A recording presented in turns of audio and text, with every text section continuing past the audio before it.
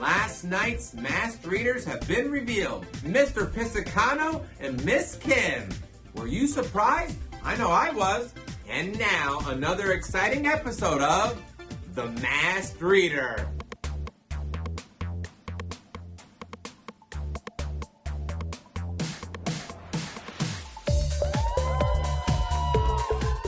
Hello and welcome back to The Masked Reader. We have another great story for you tonight, read by two McDonald teachers who are in disguise and who have their voice changed.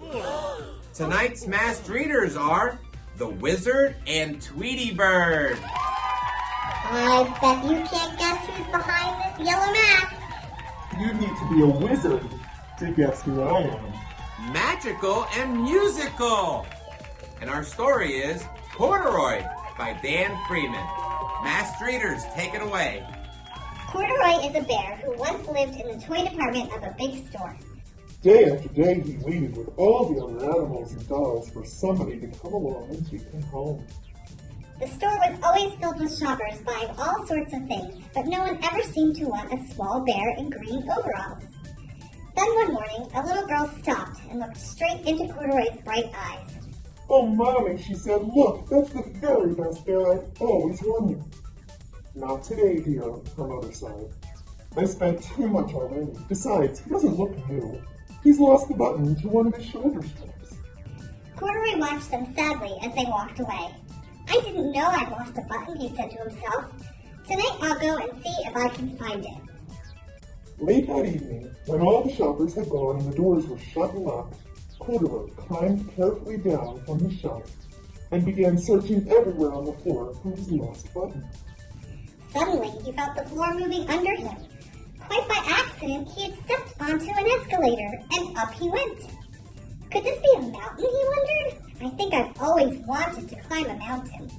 He stepped off the escalator as it reached the next floor, and there, before his eyes, was a most amazing sight. Tables and chairs and lamps and sofas and rows of beds. This must be a palace, Corduroy gasped. I guess I've always wanted to live in a palace.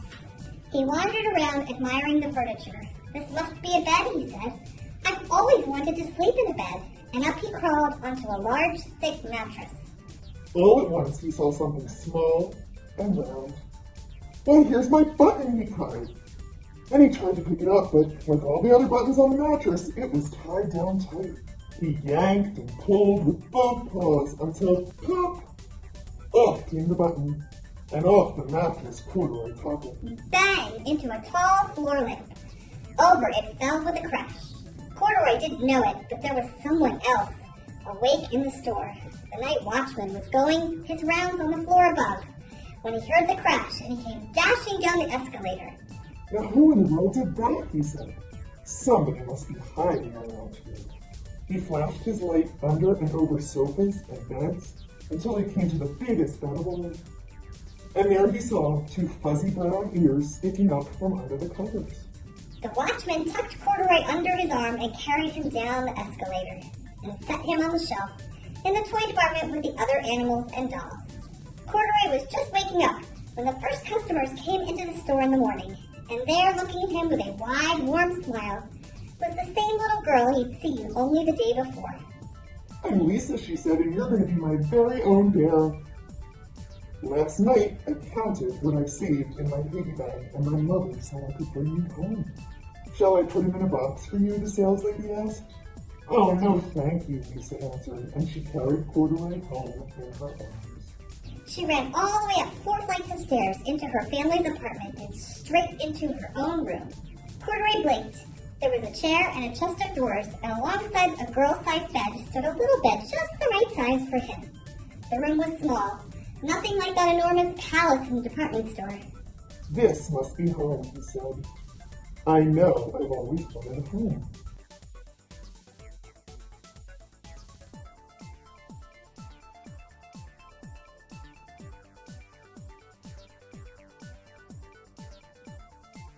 You must be a friend, said Corduroy. I've always wanted a friend. Me too, said Lisa, and gave him a big hug. But he was pretty. I love that story.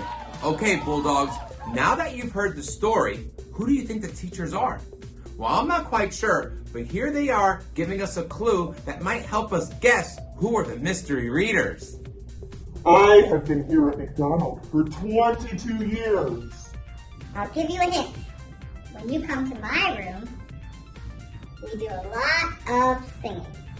Thank you, teachers, for that clue. And thank you, everyone at home, for watching. We hope you join us tomorrow for the next episode of The Masked Reader. Good night, Bulldogs.